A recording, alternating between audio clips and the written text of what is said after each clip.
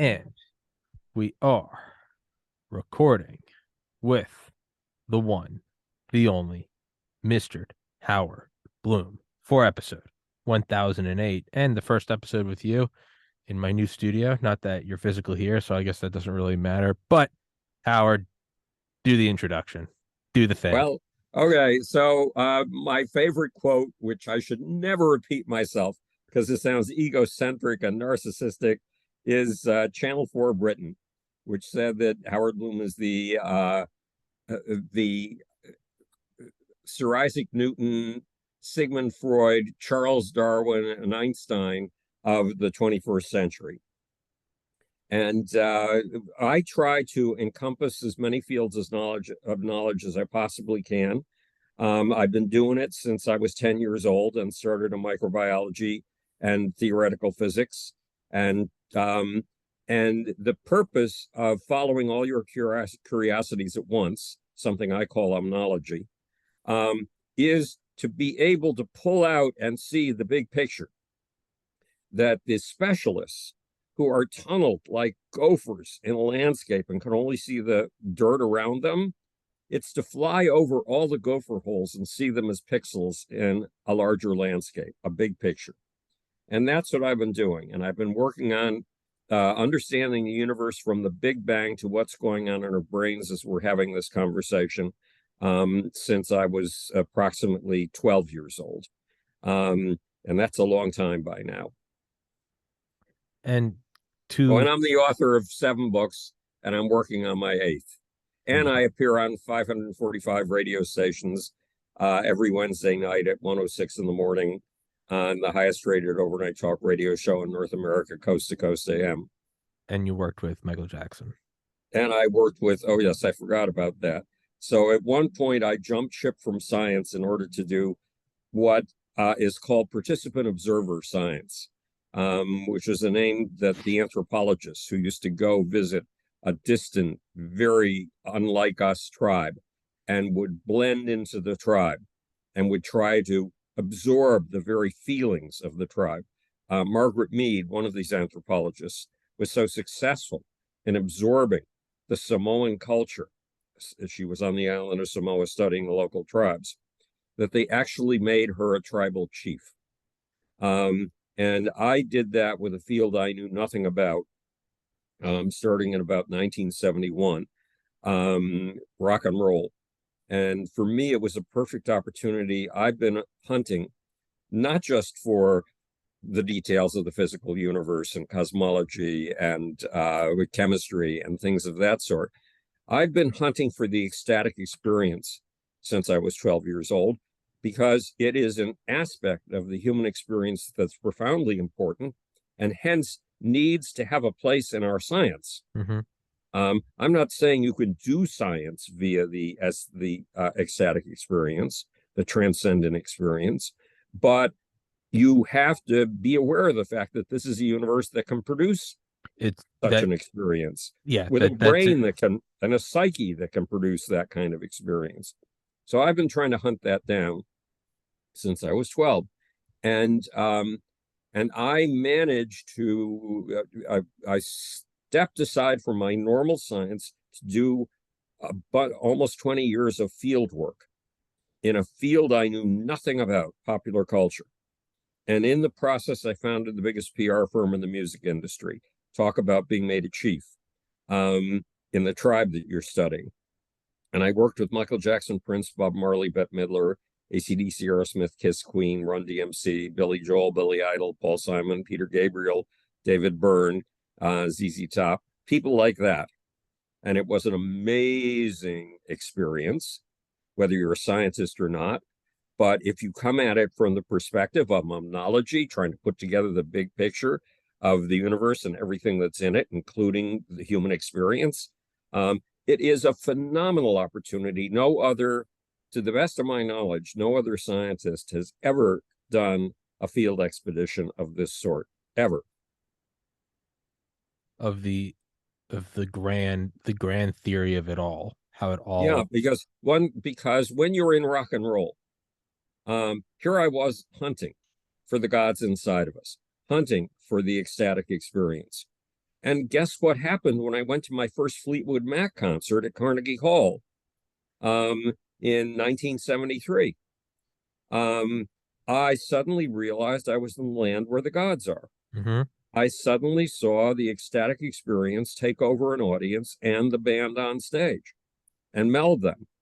And I had an experience I've almost certainly told you about in previous episodes. When I was The 16, dancing. yeah, right. So I had an experience where I had an out of body experience and I watched myself on a stage performing for an audience.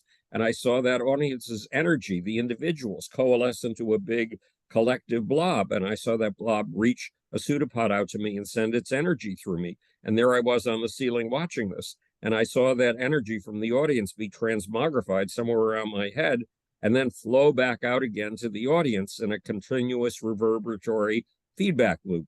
And when I was finished, something utterly bizarre happened. The kids in my high school hated me, but they surged down to the foot of the stage. They'd never done this before in my time in that high school. They surged down to the foot of the stage. They picked me up off the stage and they carried me out of the auditorium on their shoulders and carried me all the way to the building up the hill where we had our classes and then finally put me down.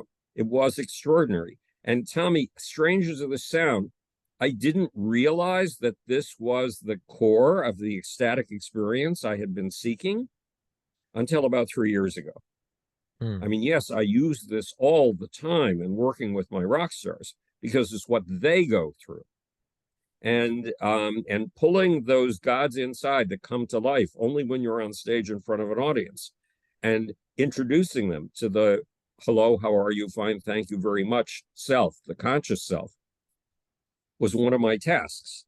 That's why I called what I invented, piece by piece, step by step, secular shamanism.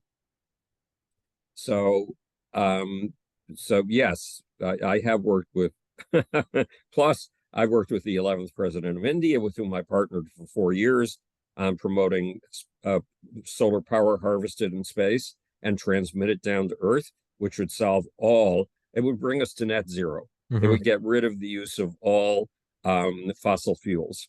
And I'm still working, doing my best to have some influence getting that idea across. And I worked with Buzz Aldrin, and I worked with all kinds of other people. Newt Gingrich, of all people, and I'm a Democrat and a liberal. So I've had a big variety of unusual human experiences that add to what I am as a scientific thinker. I think what you're talking about, omnology, it's I interviewed the author for former Secretary of Defense General Mattis for his book Call Sign Chaos. It's from a Marine named Bing West, and he has two quotes in that book that really got me thinking.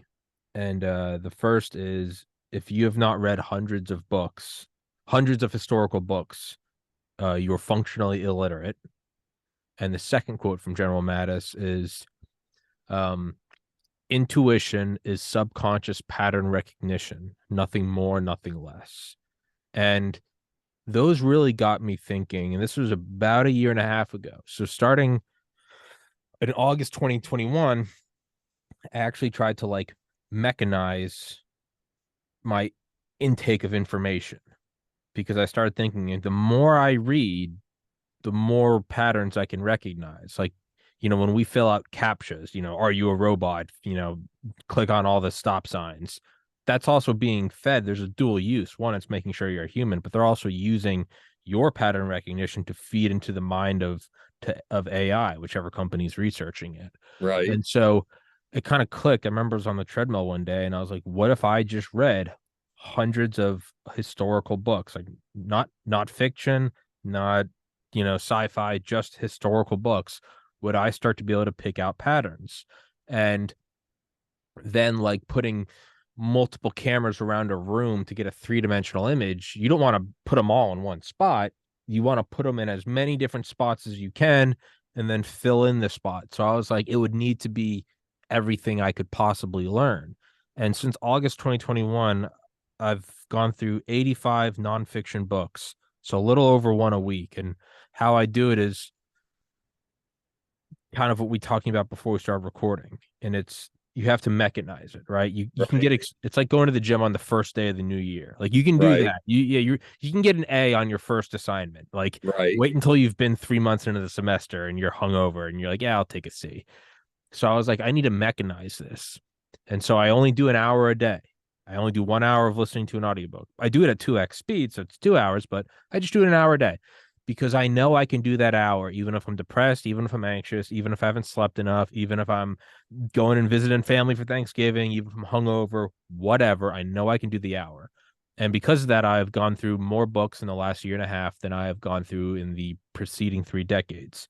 And although I feel like I'm at the base of a mountain, I do feel like I'm starting to, right now I'm reading books about silicon production and 5G towers designed in China. And 2 weeks ago, I was, reading about Krupp, the arm industry of Oh, that's a great Germany. book, The Yeah. Arms of Krupp. Yeah. It's a fantastic. Yeah, of course you've read it. Yeah. And you go into that and it's wildly different things. And then you learn about the presence of glyphosate in our food, or you learn about, I don't know, mafia, like the mafia in like New Jersey who would, crush skulls and throw them in the marsh. Like, but the more you learn, and I think I'm probably still decades away from it, you start to get the 3D scan of it all. And what Right. seems like disparate pieces, the arms of Krupp versus the history of silicon chips and Huawei, you actually start to notice these underlying veins. And then you actually start to notice just how limited the number of themes in the universe really are. Just like there's the four forces, right? Strong nuclear, weak nuclear, electromagnetic or electrostatic, and gravitational, Electromagnetic. electromagnetic. You start to realize that there's only a handful of themes throughout history. And it's a lot of them are just cliches, right? Like early bird gets the worm, or, nice guys finish last, or early to bed, early to rise, or a penny saved is a penny earned, or, what goes around comes around, or whatever.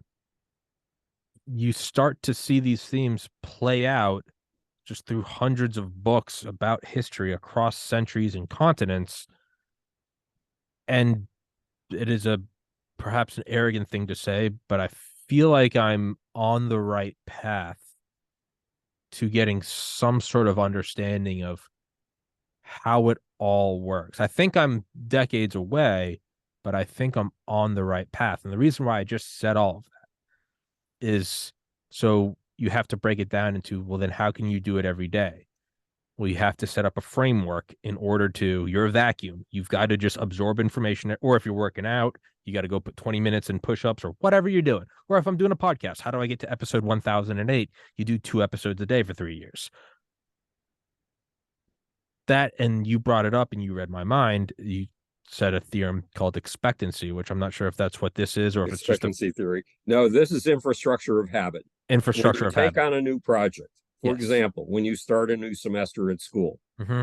you got all new classes, you've got all new teachers, and you have to invent a new way of marking out your day, a new series of How to get through sequential campus, rituals, right? yeah.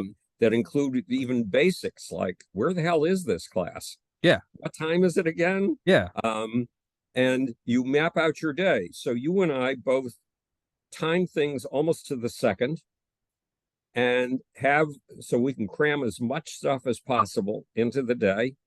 And we start with a routine.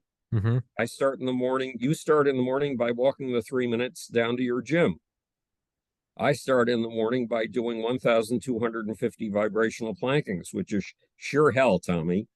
Um, and then every next move of the day is planned out. Take all your pills, which for me takes almost a half an hour, and give yourself your shot. Go take a bath. Go to your little office setup next to the bed and map out look at all the notes that you've taken in the past 24 hours on things that if you didn't write them down immediately, you would have forgotten, Mm-hmm. and put them into the computer, primarily in the list of things to be done. by my assistant, send her a copy of the list of stuff for her, call her on the phone, have her read me the stuff that's on the list and explain anything that needs explaining. Go put 10 eggs, raw eggs, into a blender, get it frothy, drink it, and go back to sleep. And all that has to be done with enormous precision, or I start losing time. Yes. And that's desperate, because when you lose time, you lose the ability to complete the things that you need to complete during the day. So you map things out down to, again, as I said, the way that I do. That is infrastructure of habit. And we humans operate on two different infrastructures, at least. One is infrastructure of habit, the daily ritual, the ritual that carries us through the day. The second is infrastructure of fantasy, that which we imagine to be possible. And infrastructure of fantasy is in, I think, The Genius of the Beast. And it gives the example of the fact that in just after the Civil War in France, I mean, the Civil War in America, but in France, there was a part-time stockbroker. And he really wanted to be a great author. And so he came up with an idea. There had been talk during the Civil War of reviving an old canon style. And it was this huge cannon that could fling an object that made cannonballs look like split peas. He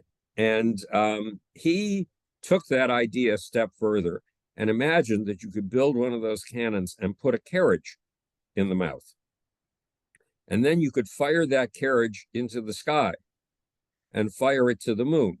Now, look, if you had been this guy's wife or this guy's mother or father, you would have said, look, Jules, this is insane. You want to be like the great authors who are guys who sketched out the human character and the human condition.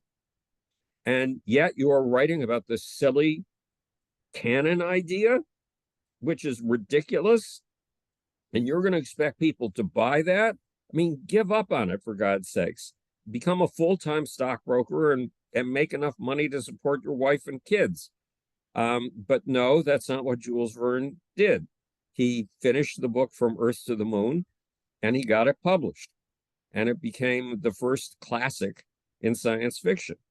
So a bunch of kids grew up reading Jules Verne's book. He had created an infrastructure of fantasy. And so these kids read his book. One was Tsiolkovsky in Russia, one was Oberth in Germany.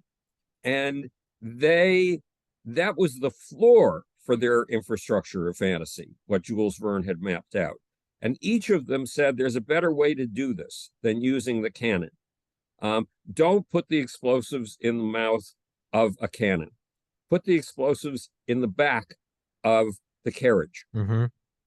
And use something the Chinese invented in 1500, a rocket. And so they worked out what a space program could be like if you used rockets. So then came two kids who grew up reading Jules Verne, first stage of the infrastructure of fantasy, and Oberth and Tsiolkovsky, second stage of the infrastructure of fantasy.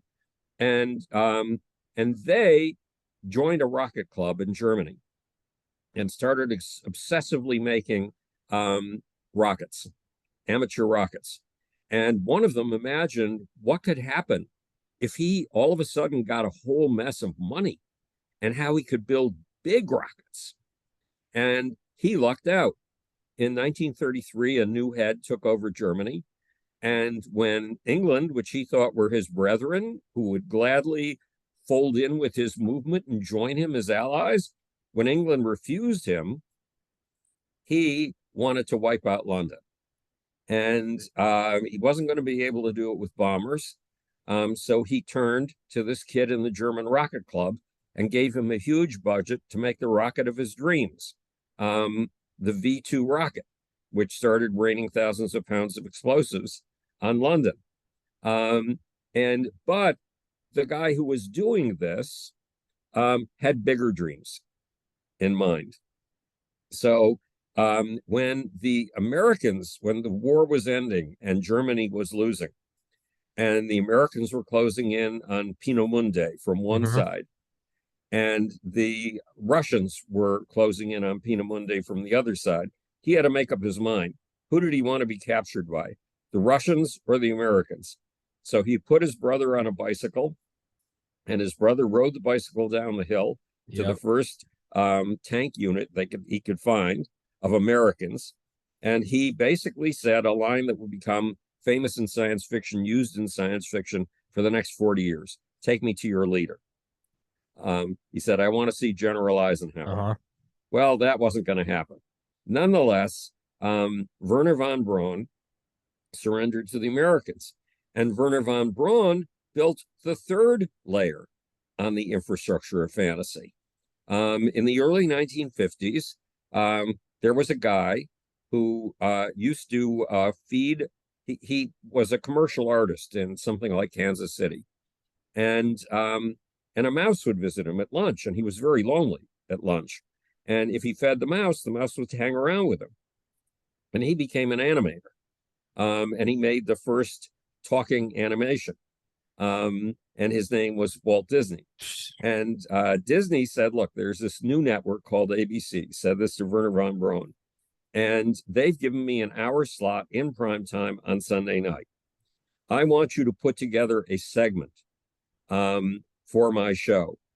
And that was terrific for Werner von Braun because he had all of these images. He had worked with a guy named Chesley Bonestell, who was a set painter, who also designed the facade for the Chrysler Building, one of the most unusual facades for a skyscraper ever. And Chesley Bonestell really wanted to do space art. So Werner von Braun gave his ideas to Chesley Bonestell, and Chesley Bonestell illustrated them in a series of 4 amazing books. And now von Braun was going to be able to take this entire space program, including a space station that revolved, that was a donut, like a donut, that you would see later in 2001: A Space Odyssey. And he was able to hammer these home, not just with a book, not just with a series in Collier's magazine, but with television. And by the way, it was through this that Tomorrowland, that Disney invented Tomorrowland, Disney and von Braun. So this is what an infrastructure of fantasy is about. But there's more than that. You wake up in the morning and expectancy theory says you have a bunch of expectations in your brain. And if you don't meet those expectations, you become frustrated and angry. If you can't meet those expectations, then everything's normal. But normal means a set of expectations for your day. I will get up and have breakfast. That assumes, first of all, that you are alive the next morning, that you can do something that utterly defies one of the most basic rules of nature. I mean, this is a big fuck you to Mother Nature, that you can stand up. Yeah. I mean, you've tried balancing a pencil on its tip. Yeah. It just doesn't work. But you do the pencil on its tip routine every day when you put your feet on the floor and got to stand up after being in bed. And that's the way you conduct your waking life, is defying gravity the way that a pencil can't.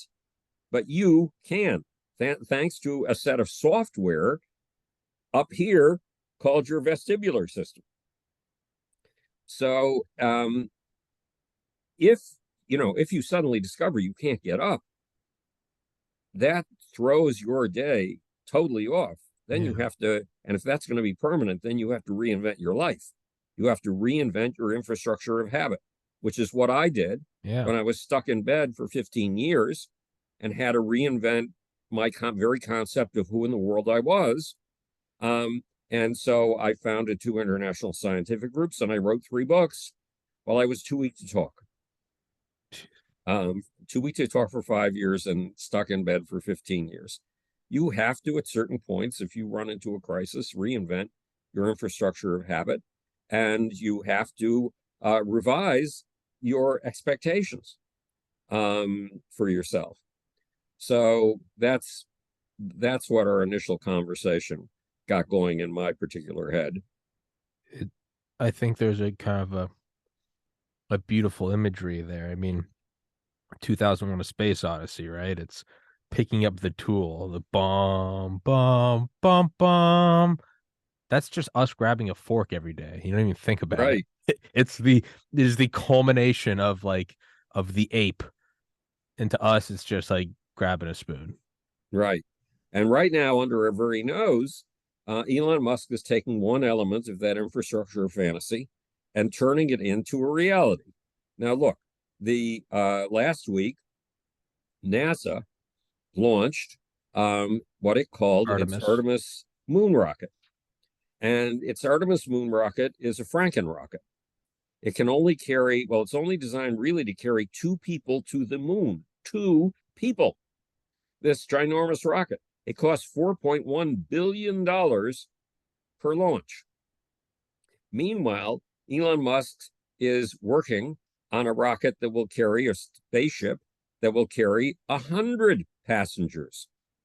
Now, with the Artemis, the NASA rocket is not really a moon rocket. It cannot land on the moon. All it can do is orbit the moon. But Elon Musk's rocket with 100 passengers can land on the moon, can take off again, and can land passengers back here on Earth. And NASA is sort of shoving it to the side. Yeah. What Elon's doing is taking the infrastructure of fantasy that started with Jules Verne and is turning it into a reality. Yes. And I mean, Elon wants to be able to run 3 flights of the Starship, the 100 passenger vehicle, a day. He wants to mass produce these vehicles. So I believe he has 1,000, he wants to have 1,000 of them. So his whole design of his factory and of the product, the Starship, it's designed for mass production. And once the Starship becomes ordinary and access to space becomes far, far more available to people, to human beings, our infrastructure of fantasy is going to use that as a floor.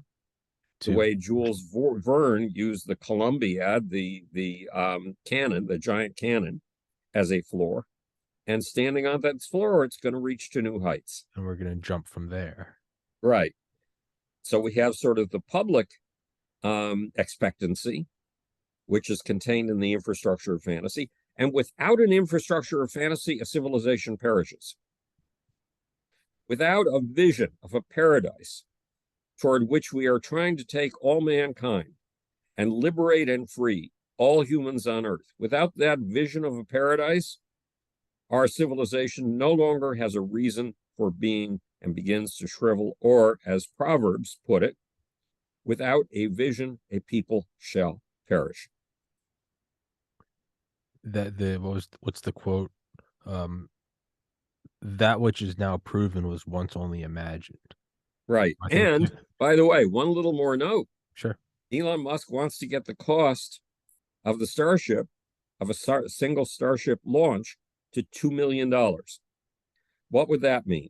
Well, right now, we can only afford to launch the Orion once a year or once every 2 years.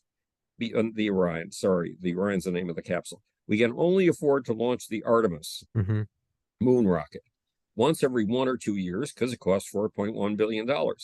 For the price of one Artemis launch, you could buy 2,000 Starship launches. 2,000. Now let's imagine that Elon is wildly optimistic about his $2 million figure, and it comes in at twice that, $4 million.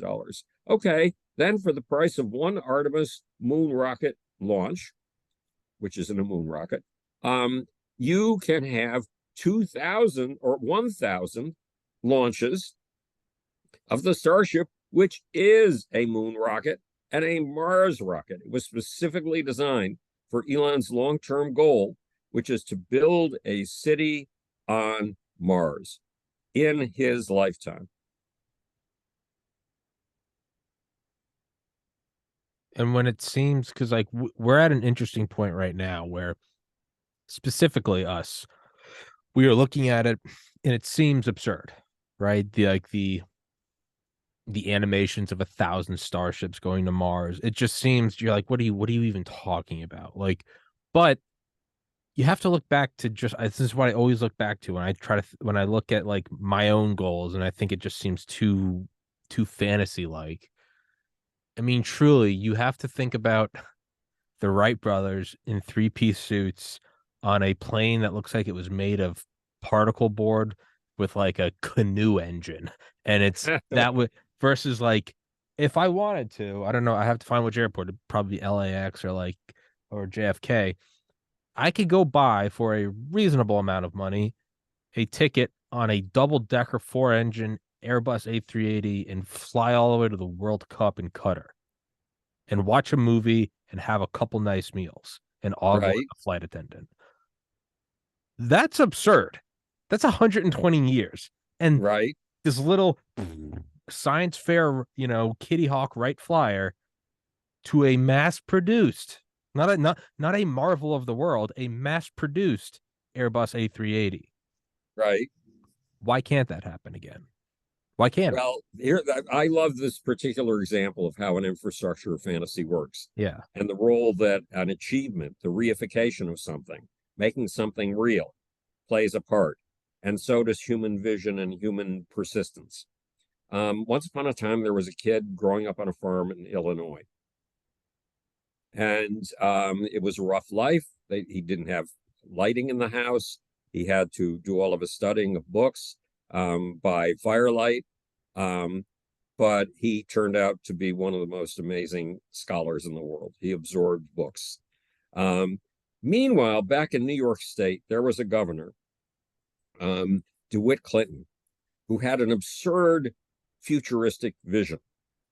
The vision was we had the Great Lakes and we had the Atlantic Ocean, but there was no way of communicating between the two of them on a reliable basis. He wanted to raise the money to build a canal that would connect the Great Lakes to the Atlantic Ocean. Now that seems, why even bother, for God's sakes?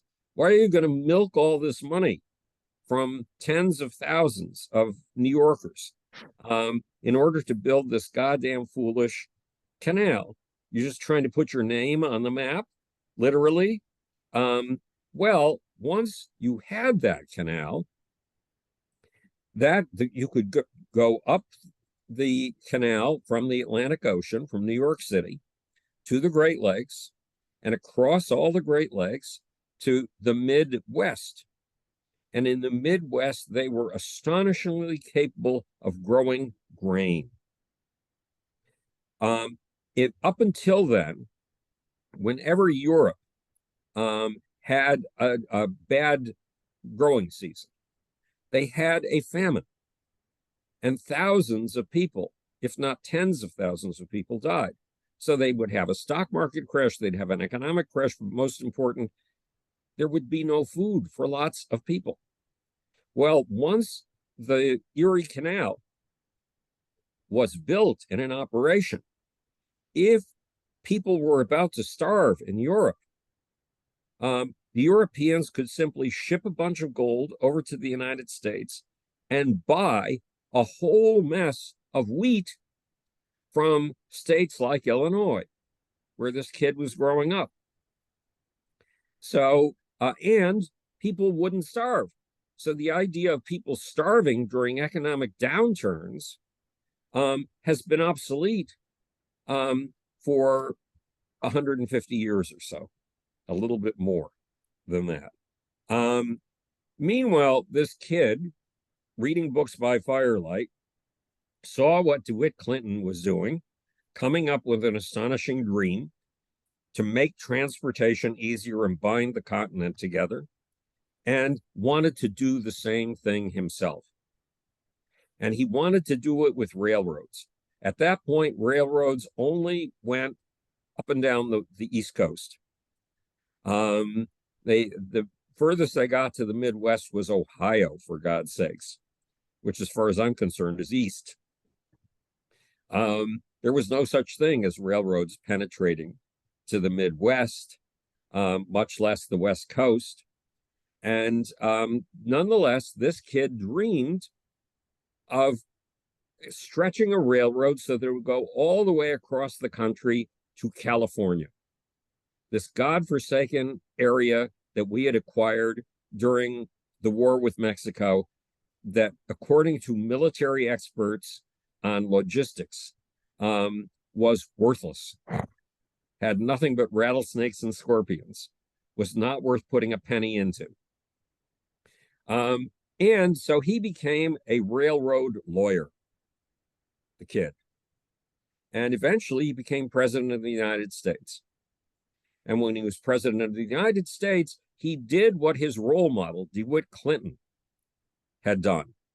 And he began to pull together the money and the private enterprise needed to actually build a railroad that would cross the entire country, a transcontinental railroad.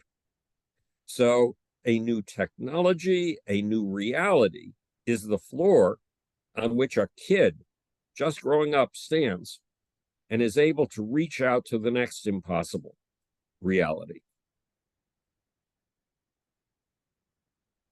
So there is also sort of like a moral obligation in which,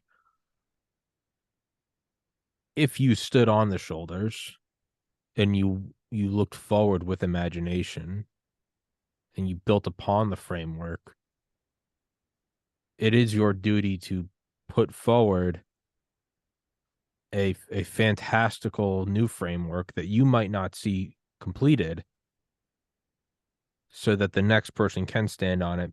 Because right now I'm using an Apple computer. I never met Steve Jobs. He never even heard of me. But I'm Right, using his stuff to interview you. So, and he's using electricity, and he's out in California and he never had anything to do with the transcontinental railroads. right. So, like, there is this sort of idea of, you have to keep paying it forward, because the next person will stand on your shoulders. And there's a beautiful selflessness to it. Sure, you can slap your name on it. I don't think there's anything wrong with that. The ego pushes us forward. But there's a selflessness to it, in that you're not going to see what comes next. But you do it anyway because you did see what happened in your own lifetime. There's not Well, really a question in there. I'm kind of thinking aloud. well, yesterday, Reed Hastings, the founder of Netflix, said that Elon Musk is the most extraordinary visionary on planet Earth right now. I'm paraphrasing him. Yeah. Kara Swisher, who is a technology critic, has been doing a series of interviews on MSNBC and tearing Elon Musk apart.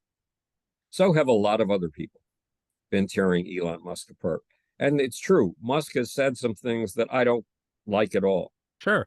Suggesting that the Russians and the Ukrainians sit down and negotiate, when the last time they did this in 2014, the Russians used it to take a big chunk of the Ukraine, and then only waited until they were ready to take the rest of the country. And when the common language on Russian TV right now, remember, Russian TV's personalities are all people who've been approved by Vladimir Putin, and everything they say has to fit within Vladimir Putin's accepted framework. And they are saying the Ukrainian language never existed. The Ukrainian people never existed. These are Russians. They speak Russian. And the Ukrainians, the Ukraine should be wiped clean of these appalling people who dare call themselves Ukrainians. And it should become part of the Ruski Mir, the Russian world. So they say should the Balkan countries, Poland, and in fact, Vladimir Putin mapped out all of his goals before he ever invaded the Ukraine, and it was to get all of Eastern Europe that the Soviet Union had possessed back. And then the guy he keeps around as a puppet to be president when he needs to be prime minister, or prime minister when he needs to be president, said, yes, we're after an empire that goes all the way from the Pacific Ocean to the Atlantic Ocean, to Lisbon, in Portugal. So sitting down with these genocidal people, and giving up more of your country in order to get peace, you're not going to get peace. You're not going to get peace any more than you got peace in 2014. Or 1939. So Elon Musk's comment is, how can I put this? He's poorly educated on the subject. Sure. He doesn't know what he's talking about. That's now, also one of the charms of Elon Musk's Twitter feed has always been that he's just another human like us. Sure. And he'll say things on which he's poorly informed. But he just says things. He doesn't put himself forth as this giant who's bigger than you and me on Twitter. He puts himself as a person who's on your level and mine and shares his thoughts. He doesn't act the way a CEO is supposed to act. If he did, he'd never be able to achieve the 100 passenger Starship. He wouldn't be Elon Musk. He would be. Right. And I'm a Democrat, and I think Joe Biden has accomplished some astonishing things that people on the Democratic side said he could never achieve. The CHIP Act, the CHIPS. Yeah, Act. the three acts, the subsidization of the American people to get them through COVID, a stimulus act. I forget what the second one was. A third one now. I mean, he's gotten across 4 major deals, and everybody said he would never be able to get anything through because the Senate was so narrowly divided, and so was the Congress. And yet he's gotten these astonishing things through.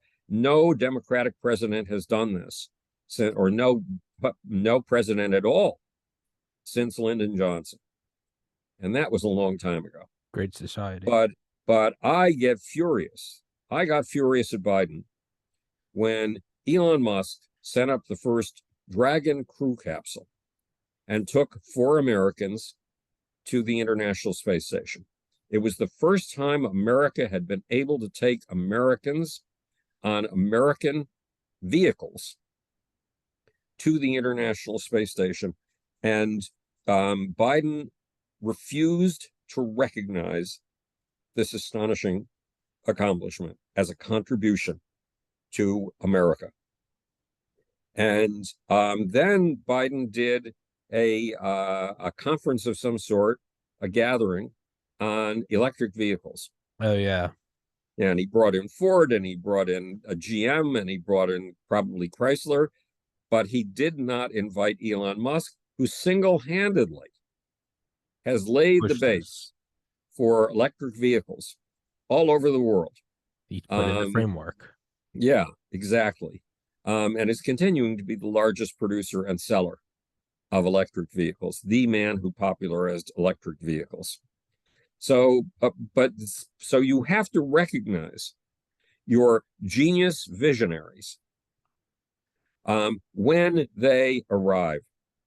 You have to recognize your DeWitt Clintons. You have to recognize your Werner von Brauns. These are people without whom we would not have an infrastructure of fantasy and a path to turning that infrastructure of fantasy into a daily, everyday reality, like a trip to Dubai to see the World Cup. Or much like standing upright to just walk into your kitchen. Yeah, exactly. I was listening to some comedian of all people say it, but he goes, we have this idea that just because Carnegie and Rockefeller did what they did, that it would have happened regardless. That's not true. No, they didn't. No, there every once in a while there is a human who is a light to all mankind. Yes. And that very seldom happens. And once one of those comes along, you have to cherish him or her. Instead, Elon Musk is being stoned on a daily basis. And nobody knows where the direction he's going to take Twitter. No, we do know. WeChat in China. People live on WeChat. Yeah. WeChat started out as a messaging app like Twitter, and then it expanded, and it became like PayPal, and you could pay people on WeChat. And then it became, God knows, like your personal secretary, Mm-hmm. because you could set up appointments on WeChat. And now it's down to the point where it said that people live on WeChat. Well, that's the kind of grander vision that Elon Musk has for Twitter. In his view, Twitter has stagnated Mm-hmm. by not advancing toward these higher goals. And, once you've achieved what WeChat has achieved in China, once you've climbed the shoulders of a giant, then you have to do what the giant did. You have to take it to the next level. Yes. And Elon Musk has uniquely demonstrated that he is capable of doing such things. Now, whether he will be able to do it with Twitter, we do not know. Look at Jeff Bezos. Jeff Bezos has achieved something astonishing and utterly transformed the way you and I shop. And when we had 3 years of shutdown for COVID, we could still order anything we framework was wanted there. and have it there within 24 hours. So it became a necessary foundation for the lifestyle we had to invent to get through the COVID crisis. And Most of even the stuff after in this COVID, studio, most of the yeah, stuff in this studio was amazing. from Amazon during COVID. Right. So even after the COVID crisis, our habits, our daily infrastructure of habit has been utterly changed by Amazon. So Jeff Bezos thought that he was capable of creating a business structure that could do anything. And his dream, since he was a child, since he was a teenager, has been to put humans in space. Mm-hmm. Take all of the industry on Earth, put it in space where it can't pollute anything, Yeah. and turn Earth green and fertile and a great place for humans and for the rest of life. So when he resigned his position at Amazon, he stepped over to his space company, Blue Origin. And Blue Origin has been flying one rickety-tickety Mickey Mouse rocket, and it's taken people to space. No, it's taken people to the edge of space for a few minutes, and that's it. And his rocket to compete with Elon's rockets is something called the New Glenn. Yeah. Have we seen hide or tail of the New Glenn in the 3 years or so since Jeff Bezos left Amazon and took on this task? No, not a thing. With great difficulty, he delivered 2 engines to United Launch Alliance. Well, great. Elon is producing 50 engines a month or something like that. And producing 2 engines took Jeff Bezos something like 5 years. And now we don't know if those engines are like Elon's, designed for mass production, or if they're ricky-ticky little engines that engineers had to put together piece by piece by piece by hand. If that's what they are, it'll take him another 2 years to deliver his next 2 engines. Now we need Jeff Bezos to succeed. But if success were as easy as Elon Musk is making it look to be, then Jeff Bezos would be there too, and he's not, which means Elon is not just unique in his ability to dream, he is unique in his ability to turn his dreams into everyday realities. The Falcon 9 rocket has flown somewhere around 110 to 120 times so far without any, I mean, he had his last failures in the early stages, and those are all behind him. And the Falcon 9 has become the most reliable space transport vehicle on Earth and in Earth's history. And that's Elon's machine. Now that he's working on the bigger machine, the 100-passenger device, we tend to forget about the Falcon, which is sometimes delivering 2 or 3 cargoes to space a week. But Elon wants them taking off daily. And he had a quote, and he's never elaborated on it since. But this talk with you right now is kind of dusting off those brain cells. He said that his rocket's planned for the far future, for beyond Mars. I think he said, we'll, quote, make the BFR, the big fucking rocket, the 100-person rocket. He said the craft that he's designing They'll have to be constructed in space, and they will, quote, make the BFR look like a dinghy. Oh, if you find that quote, send I'll it to have me. to find it for you. He's talking about like actual starships. And who knows, that might be the he's setting that up for the next Elon Musk. Well, building a spaceship in space using space materials, you could make the thing 2 miles long. What a matter. Yeah, because there's no gravity up there. There's no launch, there's no delta V you got to worry about. If Right. you just had it, Exactly. I think that's the idea, is to actually use the BFR as a dinghy. Use that Right. as the oil tanker that doesn't actually hit the port. You would just go from here to Mars, and then you have something leave the ship and go to Mars. So this big thing would never need to land. You never need to worry about aerodynamics or delta V or Mach stem or whatever the hell. Or taking a piece of building material and bringing it up to 30 feet off the ground, because there is no ground up there, Doesn't matter. and you can put anything anywhere you want on a construction project. And it doesn't need to look like a plane, doesn't need to have rounded edges. It can look like a middle school erector set. Doesn't Yes, matter. exactly. No aerodynamics. You can hurl that baby. Doesn't Well, matter. one little more detail on Elon, and it's very important to understand. This is a man not just with vision for what he can do in space, but with vision for humanity. In 2005, I was dragged out to a space conference. I did not want to go, but I was prevailed on by a friend at the National Science Foundation, by a friend at NASA, and by a bunch of people at the National Space Society.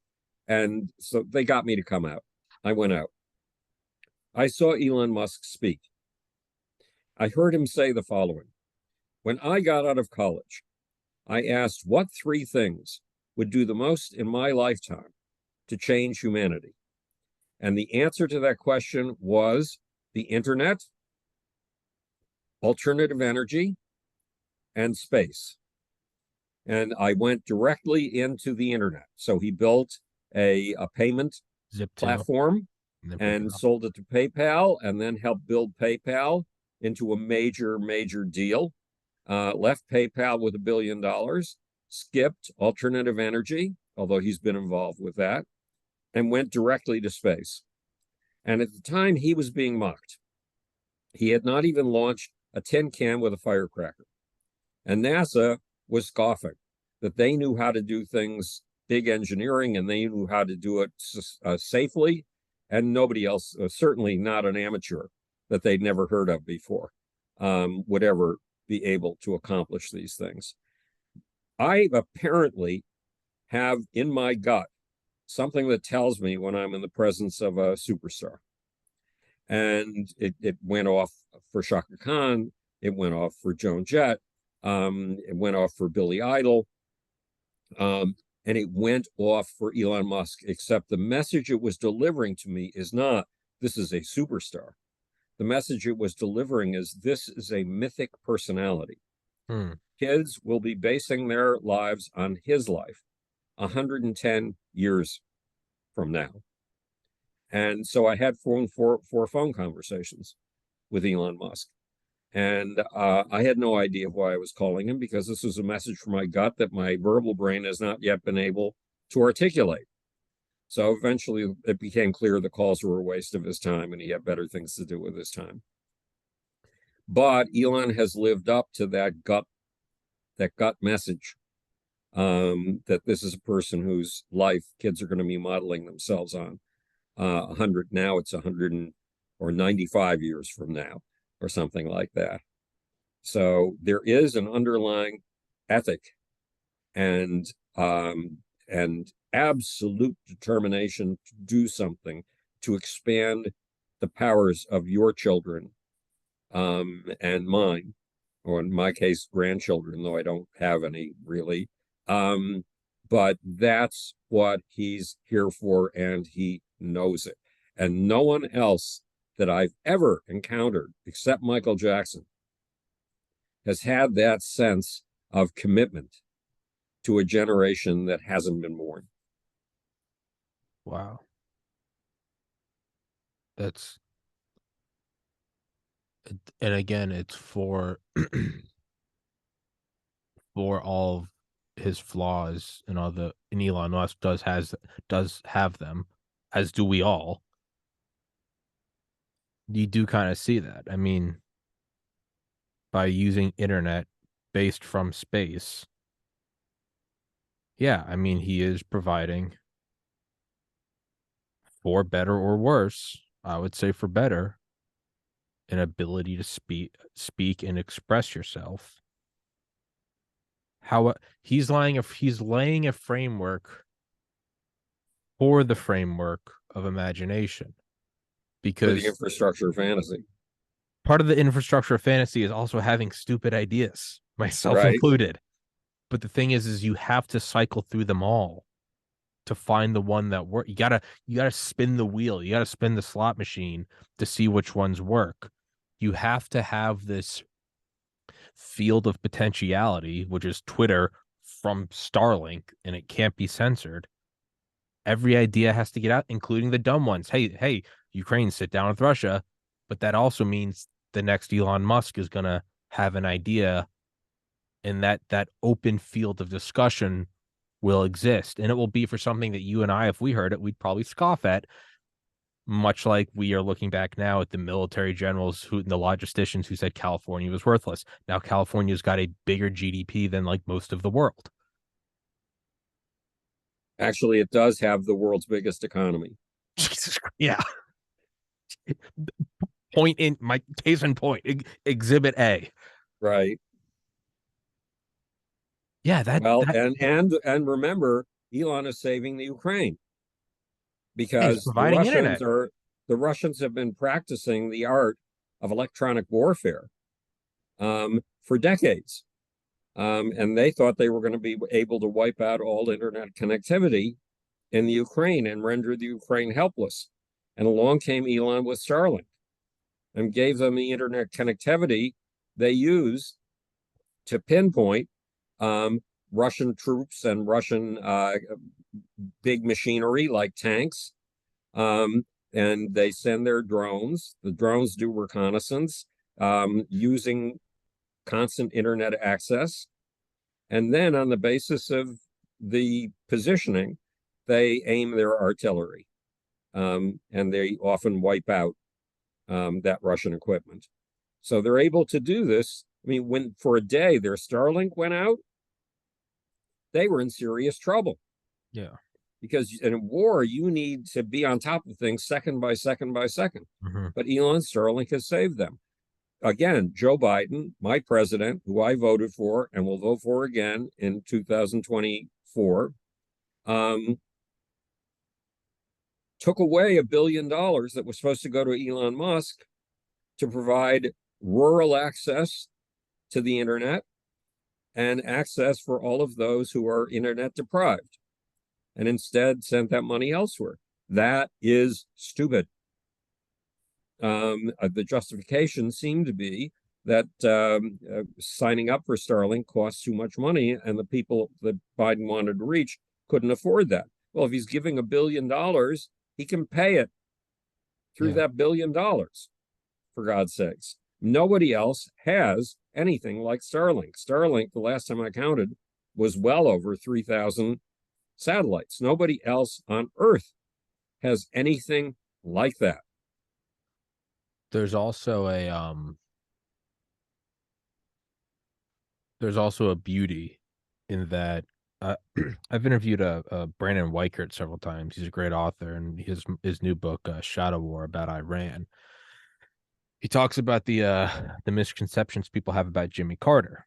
That's kind of spineless or limp, and they talk about like the speeches he went and gave in China and I think Iran, and talked in a way, or and as well as and I think Cuba, but the speeches he gave and was able to, without hesitation, denounce dictatorship and champion the liberties of a free society, and he was able to do so because, for lack of a better term, he had the big swinging dick of the U.S. military behind him.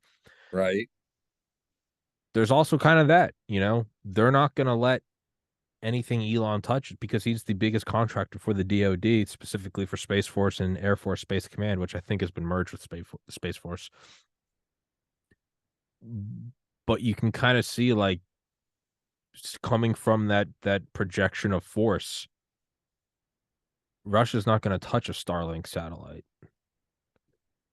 They're going to have a problem because traditionally a satellite constellation has been a big deal if it has 6 satellites. Oh yeah, 6 satellites you can wipe out. The Chinese have had rockets yeah, aimed at our satellites 2008, for right? That for test. roughly 10 years, just ready to take out our satellites, all of them, and render us blind. My in one of the groups I run, we have the former governor of New York State, we have the former head of the House Science Committee, and we have a 3-star general. And the 3-star general says, if there's an alert, you're a pilot, and you're in an airbase, and there is an alert that you need to scramble immediately because there's incoming stuff. You can run out to the tarmac, jump into your cockpit, and try to turn the key, and nothing will happen. If you have no internet connectivity, your plane will not fly.